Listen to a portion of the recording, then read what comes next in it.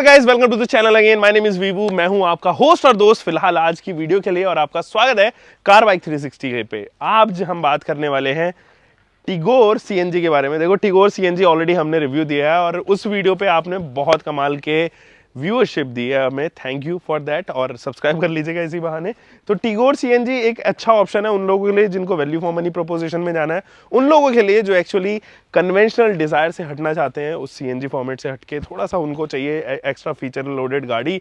तो this could be an option. Reason being क्योंकि आप देखोगे कि जितने भी मैन्युफैक्चरर्स जो सीएनजी में प्ले कर रहे हैं वो अपने प्रोडक्ट को प्रीमियम ही रखना चाहते हैं। तो वो क्या करते हैं, मिड वेरिएंट या उससे अबव वाला वेरिएंट जो है वो उसको ज्यादातर टारगेट करेंगे, वो top of the line variant को टारगेट नहीं करते हैं। On the other and Tata ने ऐसा नहीं किया। इसके अगर आप टियागो खरीदोगे तो बेस वेरिएंट से आपके पास में सीएनजी अवेलेबल है, और अगर आप टिगोर देखोगे तो अब छोटे वेरिएंट्स में भी वो आने लग गई है। हालांकि इसके top of the line variant में ही आपको सीएनजी मिलेगी। आज मेरे पास साथ में है इसके प्राउड ओनर। मैं वेलकम करना चाहूंगा मिस्टर अंशुल को। Here he is, Mr. Anshul. How are you doing भाई? I'm good यार। सो मैं और अंशुल काफ़ी टाइम से फ्रेंड्स हैं और we are owning this Tiago. पहले भी मैंने इंप्रेशंस दिए थे, तो मुझे ये बताओ कितना टाइम हो गया अंशुल भाई से खरीदे हुए और क्या प्राइस में कॉस्ट की थी आपको? मैंने इसको खरीदे हुए अप्रोक्स 4 महीने हो गए हैं। हाँ। मतलब 4 महीने हो जाएंगे। हाँ। प्राइस मेरे को 3 साल की इंश्योरेंस, मतलब 3 साल के इंजन कवर के साथ, हाँ। 9.5 लाख के अराउंड ये पड़ी थी। 9.5 एक्स्ट्रा एक्सटेंडेड वारंटी आपने ली थी? हाँ, और Okay. जस्ट मेरे लेने के 3-4 दिन बाद ही इसका ऑन रोड प्राइस, मतलब ऑन रोड प्राइस गाजियाबाद में ही इसका ऑन रोड प्राइस जो है वो 9.5 पहुंच गया था। फिर आपको एक्सटेंडेड वारंटी के अलग से 17-18 हज़ार जो मतलब हम साथ में हमने पे किया था। ठीक है, ऑलराइट गाइस। हाँ। तो ऑलमोस्ट 9.5 लाख रुपए के आसपास ये आपको, अगर आप एक्सटेंडेड वारंटी ले रहे हैं तो गाजियाबाद में पड़ेगी। तो फिलहाल कितनी चला दी है और कैसे आपके फर्स्ट इंप्रेशन है, क्योंकि आपने ऑलरेडी बाकी गाड़ियां भी ओन की है, जैसे कि हालांकि इनके पास में हमेशा बजटेड गाड़ियां थी जिनमें से ऑल्टो वाज वन सच, अभी भी है वो मेरे ख्याल में। तो आप मुझे बताइए कि कितने किलोमीटर चल गई है? ये मैंने चला दिया है 9,000 किलोमीटर, और 4 महीने में 9,000 किलोमीटर चल गई है। जैसा कि मुझे लग रहा था कि मतलब मेरी रनिंग ज़्यादा होगी, तो मैंने अपना मतलब जो चेंज किया था एल्ट्रॉस से, फ्यूल टाइप चेंज किया था। डीजल से मैं फिर पेट्रोल पे आया था, पेट्रोल प्लस सीएनजी पे आया था। तो वो अब मुझे वर्थ इट लग रहा है। तो कहीं ना कहीं अगर कैलकुलेशन के हिसाब से, अगर पहले जब 60-65 की चल रही थी सीएनजी, तो मुझे ये लग रहा था कि 20,000 किलोमीटर पे मैं जो एक्स्ट्रा पे कर रहा हूँ इसके 1 लाख रुपए के अराउंड सीएनजी वेरिएंट के, तो वो निकल जाएंगे। और अब अप्रॉक्स 25,000 किलोमीटर पे मुझे लग रहा है कि वो अमाउंट मेरा निकल जाएगा इसमें से। ऑलराइट। सो अभी कितनी सर्विसेज करा ली है फिलहाल आपने इसकी दूसरी सर्विस हो गई है। कुछ ऐसे मेजर चेंजेस नहीं है। इसका बस थोड़ा सा गियर, जो बैक आपका लीवर होता है वो थोड़ा सा लूज पड़ गया था, वो बस ठीक करा है मैंने। बाकी कोई भी अभी तक ऐसा मेजर चेंजेस या मेजर इसमें कुछ नहीं, कोई काम नहीं हुआ। अच्छा ये बताओ अंशुल, ये प्रोजेक्टेड लाइट्स इसके अंदर दी गई हैं, बट क्योंकि इसके अंदर एलईडीज नहीं है, हेलोजन का इस्तेमाल किया गया है, तो इनका लाइट का थ्रो कैसा है रात में स्पेशली? और एक चीज़ और बताइएगा, फॉग लैंप भी इसके अंदर हेलोजन ही दी गई है, ऑल्दो फॉग लैंप ज़्यादातर हेलोजन ही रखनी चाहिए। तो ये फॉग लैंप ऑन करने के बाद में व्यू बढ़ता है कि नहीं बढ़ता? इन दोनों चीज़ों का मुझे बताइए। फॉग लैम्प्स अभी गर्मियों में ज़रूरत नहीं पड़ी मुझे।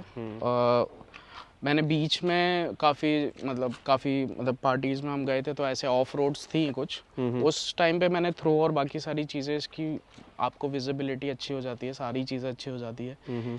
इवन इफ मतलब आपको काफ़ी दूर रेंज मिल जाती है। आई एम नॉट श्योर कितनी एग्जैक्ट दूर रेंज का आपको दिखने लग जाता है, बट कंपैरेटिवली जो मैंने छोटी गाड़ियाँ चलाई हैं, जैसे स्विफ्ट हो गई, ऑल्टो हो गई, इन सब के कंपैरिजन में इट्स गुड। और इको स्पोर्ट भी मैंने चलाई है, मेरे भाई की खुद की इको स्पोर्ट है। तो मतलब ऑलमोस्ट मुझे ऐसा लगा कि हाँ, थ्रो अच्छा है और बाकी विजिबिलिटी भी आपकी काफ़ी अच्छी हो जाती है इससे। और इसको मैंने ज़्यादा यूज़ नहीं किया है अभी, क्योंकि गर्मियों का टाइम है। हाँ, इसका एक्चुअल पता चलेगा नवंबर-दिसंबर में, तो तब तक देखते हैं कैसा रहता है। चलो, वैसे एक चीज़ और मैं आपको बता दूं, इंडिया में ज़्यादा तौर पे इतना ज़्यादा फॉग नहीं होता है, कुछ 10-15 दिन का फॉग रहता है। और फॉग लैंप का मेजर यूज़ इंडिया में एक्चुअली रात में व्यू बढ़ाने के काम के लिए ही आता है, बहुत ही कम इस्तेमाल होता है प्रैक्टिकली, जिस नाम से ये जानी जाती है। ये टायर साइज जो है वो आई थिंक 14 या 15 इंच होंगे, 14 इंचर्स हैं। तो इनका क्वेश्चन मुझे बताओ, कंफर्ट कैसा दे रही हैं, क्योंकि छोटी प्रोफाइल है, तो कैसा कंफर्ट है इनका ब्रेकिंग में या ग्रिप में, वो मुझे बताओ। अब मेरे लिए तो तब भी अपग्रेड ही है, 14 इंच भी अपग्रेड है, तो मेरे को एज सच कंफर्ट में कोई इशू नहीं है। 9,000 किलोमीटर में कोई भी ऐसा रेस्टलेसनेस या कुछ भी बैक पेन या क्योंकि एनी विच वेज अगर आप 4 महीने या 3 महीने में, उसमें भी मैं 20 दिन की ट्रिप पे था, 10 दिन कहीं और था, तो अप्रॉक्स मैंने 3 महीने में अप्रॉक्स से 9,000 किलोमीटर चलाया। तो एज सच कुछ बॉडी एक बॉडी पेन, तो उससे पता चल गया कि हाँ ठीक है, ये चीज़ तो एटलीस्ट है कि कंफर्ट है गाड़ी में कहीं ना कहीं। इसलिए आपको कोई भी परमानेंट या कोई भी ऐसा टेम्परेरी बेसिस पे कुछ भी आपको बैक पेन या लेग पेन आपको नहीं हो रहा। क्लच बहुत ईज टू रिलीज और ईज टू प्रेस है। चलो ड्राइव के बारे में हम बाद में बात करते हैं, थोड़ा सा पीछे चलते हैं और यहाँ पर बूट के बारे में ज़रा बात करते हैं। इसकी बूट दोस्तों ज़रा चेक कीजिए और कैसी है उसके बारे में ज़रा मैं आपको बता देता हूँ। रिक्वेस्ट बटन दिया गया है, अच्छी बात ये है। तो कुछ इस तरीके की बूट है, मैट भी भाई ने लगाई है और यहाँ पर जो है ना फैब्रिकेटेड ये आपको एक्स्ट्रा एलिमेंट नज़र आएगा जिसके ऊपर ये सिलेंडर माउंटेड है। तो जगह अभी भी बचती है। कितना सामान आया था अंशुल इसके अंदर, अगर हम आप ट्रिप वगैरह पे जा रहे हैं? एक बड़ा बैग, दो टफल बैग, एक टफल बैग, और नीचे आप अपने बैग्स जो है स्लाइड कर सकते हो। जस्ट आपको एक एडजस्टमेंट करनी पड़ेगी। बिल्कुल जो भर के बैग भरते हैं ना, जो दबा के एकदम चेन बंद करते हैं, that will not go into it. Okay ठीक है, तो आपको थोड़ा सा इस गाड़ी के हिसाब से बस आपको 2-3 बैग भी आप एडजस्ट कर सकते हो इसके नीचे। बट द कंडीशन इज कि आपको वो बैग नॉर्मल रखने हैं। जैसे लैपटॉप बैग हो गया, उसमें 3-4 कपड़े हो गए, उस टाइप के आप। अच्छा, कभी ऐसा लगता है, लैपटॉप से याद आया कि कभी ऐसा लगता है कि यार मैं लैपटॉप बैग यहाँ ना करूँ, कोशिश करूँ कि अंदर रखूँ, क्योंकि पूरा मेटल पार्ट है तो कहीं स्ट्राइक वगैरह कुछ इस तरीके के थॉट्स आते हैं? मेरे पास लैपटॉप स्लीव्स है तो आज तक ऐसे थॉट नहीं आए, और मैं जनरली लैपटॉप स्लीव्स में ही रखता हूँ, और प्लस बैग के अंदर होता है। ऑलराइट। और इतना ज़्यादा मतलब वो चीज़ लगती नहीं है, जब क्योंकि गाड़ी में 60-70 ही चलाता हूँ एवरेज, और ये सब चीज़ें निकालने की ट्राई करता हूँ। तो alright guys, it's high time कि हम लोग चलते हैं गाड़ी के अंदर और देखते हैं कि अंशुल की गाड़ी परफॉर्म कैसा कर रही है। सो गाइस, मैं हूं फिलहाल अंशुल के साथ में। अंशुल पीछे गाड़ी में बैठे हुए हैं। अब इनसे परफॉर्मेंस के बारे में जानेंगे और कुछ अपने इनपुट्स भी देंगे। देखो, Tata has actually improved themselves in the matter of quality, in the matter of engineering and features, and ये सारी चीज़ें जब से उन्होंने JLR ग्रुप को एक्वायर किया तब से तो काफ़ी अच्छी चीज़ें जो है वो हो गई हैं। आफ्टर सेल सर्विसेज अभी भी है जिसके ऊपर थोड़ा सा ध्यान दिया जा सकता है टाटा की तरफ से, बट फिलहाल अंशुल से जानते हैं और इनसे पूछते हैं कि इन 4-5 महीनों का इनका एक्सपीरियंस कैसा रहा, क्या माइलेज दे रही है। तो अंशुल, पहले तो थोड़ा सा ध्यान डालो आप इस गाड़ी के परफॉर्मेंस के बारे में और मुझे बताओ कि क्या माइलेज अभी मिल रहा है आपका, डेली कितना रनिंग है और लगभग क्या माइलेज ये AC पे एंड नॉन AC पे क्लेम कर रही है? नॉन AC तो खैर ऐसा नहीं हुआ कि नॉन AC पे मैंने अभी तक चलाई हो पिछले 3-4 महीने में, बट AC पे मैं आपको एक्चुअल बताऊं, अगर AC आपका 6-7 पे चलता है, इसमें 7 स्पीड नॉब्स है, इसमें 7 तक जाता है, 7 पे चल रहा है, 170-175 के अराउंड देगा। बहुत ज़्यादा गर्मी पड़ रही है, मतलब अप्रॉक्स आपका 42-45 से ऊपर जा रहा है टेम्परेचर, तो आपको 4 से 5 पे चलाना पड़ेगा। सो दैट वो आपको CNG मतलब 7-7.5 किलो में या 8 किलो अगर भर गई कहीं पे, तो आपको एवरेज जो है 175 तक आराम से दे देगी इतने AC पे। और AC काफ़ी इफेक्टिव है, तो मेरे को वो चीज़ इतना 10-20 किलोमीटर इतना लैग नहीं करता कि हाँ 20 किलोमीटर और चलनी चाहिए। आपको कंफर्ट मिल रहा है, आपको AC भी अच्छा मिल रहा है, और 175 is a good kilometres like to run on CNG fuel. Alright, तो तकरीबन क्या माइलेज ये बन पाता है? 25 के आसपास आई थिंक। हाँ, 25 से थोड़ा कम। और अगर मैं इसे 1 पे चलाऊं, जो जनरली मतलब मेरी नाइट शिफ्ट रही है काफ़ी टाइम तक, और अगर मैं 1 पे चलाऊं AC, तो आराम से 200 पार कर जाती है, 200, 202, 208, 210 इसके अराउंड आ जाता है। 190 तो जाएगी ही जाएगी।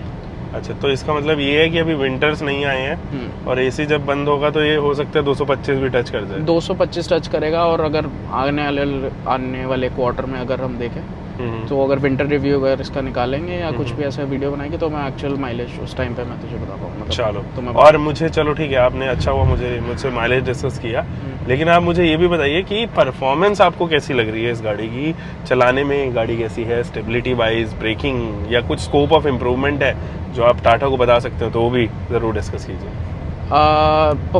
अगर एक्चुअल परफॉर्मेंस वाइज देखूं तो मैं इसका थोड़ा सा सेकंड और थर्ड गियर में थोड़ा सा ऐसा लैग सा लगता है मुझे। और वो चीज़ मैंने टाटा वालों को बताई है कि सेकंड गियर में हल्का सा लैग है, पिकअप लेने में लैग है, पिकअप लैग है। तो उन्होंने एडजस्टमेंट कुछ करी थी सेकंड सर्विस में, क्योंकि आई वाज वेरी एडमेंट कि नहीं ये इशू है, ये देख के दो मुझे, जो भी आपका बेस्ट इंजीनियर है, जो भी आपका। तो मैंने वहीं खड़े होकर पूरी सर्विस करवाई थी, अप्रॉक्सीमेटली 2-3 घंटे लग गए थे। तो वो लोग ले गए थे टेस्ट ड्राइव पे और मैं साथ में था, तो उनको भी वो फील हुआ लैग। तो उन्होंने 2-3 एडजस्टमेंट कुछ नीचे से क्लच के करे हैं और 2-3 एक्सीलेटर के कुछ एडजस्टमेंट इंजन खोल के करे उन्होंने। और फिर उन्होंने बोला कि अब आप देख लीजिए, ये मतलब ये जो मैनुअल एडजस्टमेंट हो सकती हैं गाड़ियों में, मुझे नहीं पता आरपीएम एडजस्टमेंट किया क्या किया, आई डोंट नो एग्जैक्टली। कुछ एडजस्टमेंट उन्होंने 2-3 करे हैं। उसके बाद से वो लैग ख़त्म हो गया। तो अब वो इनका मतलब क्या चीज़ था, क्या मैनुअल एडजस्टमेंट करिए, that I don't know, but वो लैग अब जाके ख़त्म हुआ है। मतलब आफ्टर 7-7.5 हज़ार किलोमीटर अगर वो दोबारा आता है तो मैं दोबारा मतलब मैं बता दूंगा कि हाँ वो lag second to third gear में पिकअप लैग जो है वो था इसका स्टार्टिंग में, बट वो अब रिजॉल्व हो गया है। ठीक है। तो अंशुल, आपने मुझे एसी के परफॉर्मेंस के बारे में नहीं बताया कि इसका एसी कैसा परफॉर्म कर रहा है फिलहाल। एसी डैम इफेक्टिव, अगर आप 45 डिग्रीज पे भी इस गाड़ी को लेके निकल रहे हो कोई इशू नहीं है। पीछे वाले भी कंफर्ट में हैं, आगे वाले भी कंफर्ट में हैं। और हालांकि काफ़ी मेरे दोस्त हैं, काफ़ी कलीग्स हैं, उनको इनका एसी इतना इफेक्टिव लगता है कि रात में ऑलमोस्ट बंद ही करना पड़ता है इसका। एक पे भी चल रहा होगा वो भी बंद करवा देंगे। तो ये है कि या तो टेम्परेचर बढ़ा दो आप 24-22 के अराउंड कर दो, तब थोड़ा सा नॉर्मल हो जाता है, वरना तो बंद ही करना पड़ता है। तो हाफ वे डाउन बंद कर लो, हाफ वे डाउन चला लो। हाँ नहीं, एसी की परफॉर्मेंस तो मुझे भी थोड़ी अच्छी लग रही है। अच्छा, एक चीज़ और है, क्या आपको इंजन नॉइज अंदर तक महसूस होती है इसकी? क्योंकि 3 सिलेंडर इंजन है और जहाँ तक मैं महसूस करता हूँ या फिर टाटा के जो पेट्रोल इंजन्स हैं उनको लेके थोड़ा सा नॉइज और वाइब्रेशन और हार्शनेस का इश्यूज हैं। तो कहाँ तक आपको ये महसूस हो पाती हैं, या हमने कभी महसूस की भी है कि नहीं, ये मुझे ज़रा बताइए। मैंने इतनी ज़्यादा गाड़ियाँ ड्राइव नहीं करी है एक्चुअली, अगर मैं सच बताऊँ तो मतलब नॉइज़ वाइज कंपैरिजन मैं करूँगा ऐसी गाड़ियों से जिनका 3 सिलेंडर इंजन ही है ऑलरेडी। तो उनके कंपैरेटिवली तो ठीक है, मुझे काफ़ी साइलेंट लगती है गाड़ी। बट अगर मैं फ्यूचर में कुछ वैसी थोड़ी सी अपग्रेडेड गाड़ी या 4 सिलेंडर इंजन गाड़ी या कुछ हाई परफॉर्मेंस बेस्ड गाड़ियाँ चलाता हूँ तो मैं थोड़ा सा एक्चुअल रिव्यू दे पाऊँगा कि है क्या चीज़। अब मैं वेग रिव्यू वो दे नहीं सकते कि करेक्ट ठीक है, बट हाँ मेरे को साइलेंट लगती है कंपैरिजन टू छोटी गाड़ियाँ जो मेरे पास रही हैं। स्विफ्ट हो गई, ऑल्टो हो गई, ये 2 गाड़ियाँ नहीं है मेरे पास, उनके कंपैरेटिवली मुझे साइलेंट लगती है गाड़ी। केबिन नॉइस भी इतनी मुझे नहीं आती है इसके, या अब हो सकता है आप ड्राइव कर लेते हो 2-3 हज़ार किलोमीटर तो आप यूज टू हो जाते हो, तो वो भी केस हो सकता है। तो करेक्ट। अच्छा, मुझे ये बताओ कि इसका ड्राइविंग कंफर्ट कैसा लगा, सीट्स कितनी परफॉर्मेंस है? अगर आपने हाईवे पे उतरे हो, लॉन्ग चले हो 400-500 किलोमीटर एक स्ट्रेच में, तो कंफर्टेबल सीट्स हैं कि नहीं, स्पेशली उनके लिए जो पीछे बैठे हुए हैं और वो भी जो ड्राइव कर रहे हैं ऑब्वियसली? सीट्स काफ़ी कंफर्टेबल है। एक स्ट्रेच में मैं 560-570 किलोमीटर इसको ड्राइव किया है मैंने। और अगर कंफर्ट की बात करें, रेस्टलेस नहीं था मैं।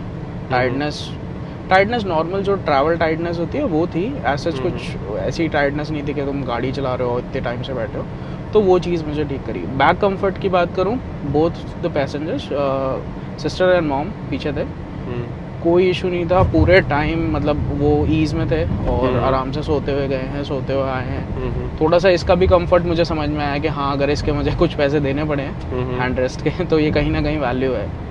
क्योंकि यहाँ पे काफ़ी बार होता है कि आगे तो आपको कप होल्डर्स मिल जाते हैं, पीछे ट्रैवल टाइम अगर आप जैसे आपकी लॉन्ग जर्नी है तो आपको थोड़ा सा स्पेस का इशू होता है कि आगे बढ़ना पड़ेगा, यहाँ रखना पड़ेगा।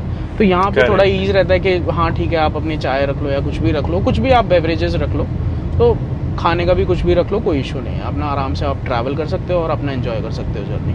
नहीं, करेक्ट, एकदम सही, आप ये बात तो सही कह रहे हो। बहुत ही प्रैक्टिकल कार है, नो डाउट। और जब हम बात करते हैं टाटा जैसे प्रोडक्ट्स की, तो Tata literally makes one of the most practical car in the segment. छोटे से छोटी गाड़ियों में भी छोटी छोटी ऐसे स्टोरेज स्पेसेस, ऐसी जगह होंगी जहाँ पर आपने सोचा भी नहीं होगा। फॉर एग्जांपल जैसे कि मैं बात करूँ यहाँ पे नेक्सॉन की, तो वो भी एक अम्ब्रेला होल्डर के साथ में आती है और यहाँ पर भी एक्स्ट्रा स्पेस रहती है। तो इसमें भी सेम है, एक एक्स्ट्रा ट्रे दी गई है, एक एक्स्ट्रा कुशन दिया गया है हर जगह। जैसे कि आप यहाँ पे अंडर साइड सपोर्ट पे देखें, यहाँ पे भी एक्स्ट्रा कुशन आपको रियलाइज़ होगा। और कुछ चीज़ें ऐसी हैं जो थोड़ा सा इम्प्रूव की जा सकती है, जैसे कि जो उसका एक्सटिंग्विशर का स्टैंड है वो बिल्कुल सीट के नीचे है। तो अगर आप कुछ थोड़ा सा लंबे हो, थोड़ा सा आपको लग रहा है कि हाँ यार पैर मेरे को फैलाने हैं, तो थोड़ा सा स्ट्राइक करता है एक्चुअली पैरों में। तो वो चीज़ है। एक दो चीज़ और हैं जो आप यहाँ पर देख पाएंगे। एक यहाँ पर मैं एक्सपेक्ट कर रहा था कि जैसे कि नेक्सॉन में और एल्ट्रोज में एक्सप्रेस कूल का बटन आता है, वो यहाँ पे आता तो और भी ज़्यादा अच्छा लगता।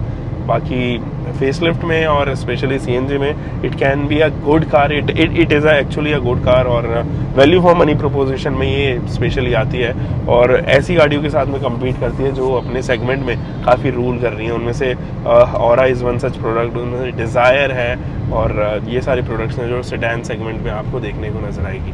हम मिलेंगे दोस्तों एक और नई वीडियो में। आप तब तक ऐसा ही कंटेंट अगर आपको देखना है तो ज़रूर हमें सब्सक्राइब कीजिए। तब तक के लिए ध्यान रखें, सुरक्षित चलें। Until for next time, bye, take care and keep loving your car, bike, whatever you are having, drive safe guys.